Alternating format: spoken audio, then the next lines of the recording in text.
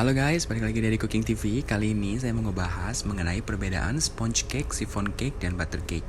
Ya, karena ada request juga, banyak yang masih belum tahu nih perbedaannya apa sih. Nah, yuk langsung aja kita kenalin perbedaannya. Nah, yang pertama sponge cake. Nah, jadi sponge cake adalah jenis cake yang pembuatannya membutuhkan proses pengembangan telur utuh dan gula sampai mengembang. Jadi di sini telur yang kita pakai itu telur utuh alias telur putih dan telur kuningnya digabung ya. Jadi telur dan gula itu dikocok sampai benar-benar dia mengembang. Nah, kalau adonan telurnya sudah mengembang ya atau foamy, baru deh bisa ditambahin bahan lainnya seperti tepung, susu, mentega, vanilla essence atau bahan lainnya. Nah, lalu chiffon cake. Nah, jenis cake ini pembuatannya membutuhkan meringue. Jadi untuk yang belum tahu meringue itu adalah putih telur dan sebagian gula yang dikocok sampai mengembang dan kaku. Nah, kalau misalnya adonan kuning telur ya, mentega, gula, susu, tepung lainnya sudah tercampur, baru meringuenya itu bisa dimasukkan terakhir, lalu diaduk sampai rata. Nah, jadi 3 poin pentingnya itu dalam pembuatan chiffon cake ya, kita harus pisahin putih dan kuning telurnya dalam wadah yang berbeda, dan putih telurnya itu harus benar-benar bersih ya, nggak ada kuning telurnya sama sekali atau nggak ada minyaknya sedikit pun.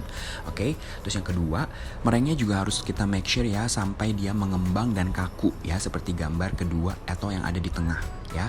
Habis itu juga terakhir kita masukin meringuenya ke dalam adonan, itu harus diaduk secara perlahan dan hati-hati. Nah, yang terakhir butter cake.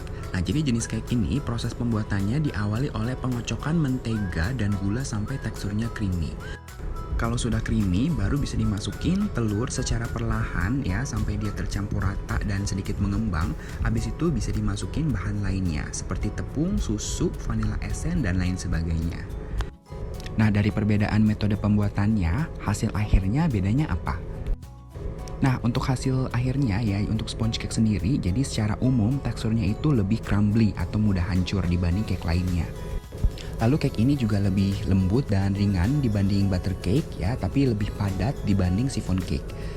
Karena teksturnya yang lembut dan tidak terlalu padat, jadi kue ini tuh cocok ya untuk segala bentuk dekorasi. Jadi bisa pakai buttercream, fondant, coklat ganache, dan lain sebagainya. Jadi ini cocok untuk kue ulang tahun, wedding, dan lain sebagainya.